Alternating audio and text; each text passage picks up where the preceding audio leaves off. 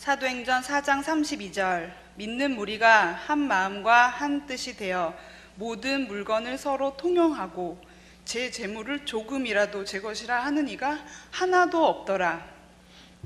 이 말씀을 보는데 순간 딱 나의 중심과 비교가 되면서 조금이라도와 하나도라는 글자가 계속 머리를 맴돌면서 생각되어졌다.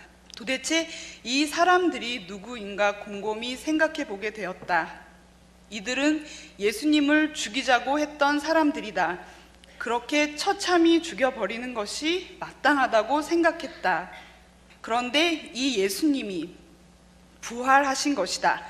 부활로 말미암아 이 예수님이 바로 구약에 예언된 하나님, 창조주 하나님이신 것이 알아졌을 때 이들의 공포가 어떠했을까? 도대체 이 예수님께 우리가 무슨 짓을 한 거지? 내가 뭘 한 거지? 내 눈앞에서 내가 어떤 분을 어떻게 죽였는가만 충격과 두려움 속에 생각되었을 것이다. 내가 마치 이들 한가운데 있는 것처럼 그 공포가 그대로 밀려왔다. 아기와 함께 집에 있는데 거실과 방을 왔다 갔다 계속 발을 통성거리며 머리를 잡고 어떡하지 하며 안절부절 도저히 가만히 있을 수가 없었다. 3일을 눈물로 보내며 죄가 얼마나 무서운지 잠을 설칠 지경이었으니 말이다. 그런 그들에게 베드로가 회개하라며 용서받으라는 선포에 이보다 더 큰 은혜는 없었다. 그러니 절대로 다시는 자신을 위해서는 살 수 없으며 이분 앞에서 조금이라도 내 것을 주장하며 내가 또 주인 된다는 것은 상상조차 할 수 없는 것이다. 절대로 율법적인 것이 아니라 죄 그 자체가 너무도 무섭게 비춰졌다. 사도행전 4장 32절에 초대교회 공동체의 모습은 오랜 시간에 걸쳐 훈련과 믿음이 성장해서 고백된 것이 아니다. 공동체 안에서 몇몇 사람들의 고백만도 아니었다. 처음 출발선 자체가 내게 허락된 물질, 시간, 생명, 가족, 직장 100% 모든 것이 당연히 주님의 것임을 철저하게 고백하면서 출발한 것이었다. 그 무리 안에서 이건 내 거야 하는 사람은 미친 것이요 제 정신이 아닌 것이다. 사도행전 5장에서 자신의 것으로 딱 감춘 사람들이 나온다. 아나니와 삽비라이다. 하나님을 속이고 마음 중심에서 자신이 주인 된 것이 바로 마귀가 가득한 것이다. 마귀 중심이며 예수님을 죽이고 하나님을 죽인 중심인 것이다.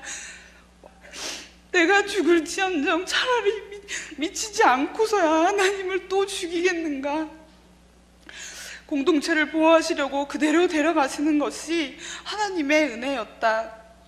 하지만 나의 마음 아주 깊은 곳에는 예수님께서 나의 죄 때문에 죽으셨다는 것은 인정하지만 그래도 저는 이들처럼 실제로 예수님을 죽이지는 않았습니다.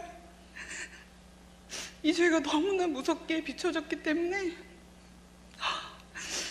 제 속에서는 이런 마음이 들었습니다. 솔직히 저는 그 시대 사람도 아니고 실제로 죽이지 않은 건 사실이잖아요 하고 있었다. 그런데 순간 나의 마음에 5글자가 울렸다. 장소의 차이. 충격이었다.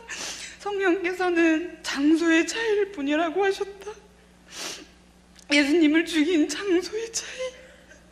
저들은 갈보리 언덕에서 예수님을 죽였지만 나는 나의 마음 안에서 예수님을 동일하게 실제로 죽인 것이다. 그 살인의 현장이 발뺌할 수 없이 그대로 내 마음에 들어와 버렸다. 내 마음에서는 예수님을 밀쳐내고 죽이고 있으면서 죄의 경중이나 따지고 죄가 별로 무섭지 않아요, 난 느낌이 없어요 하고 있었던 것이다. 내가 이렇게 하나님 앞에 뻔뻔하게 있을 수 있다니.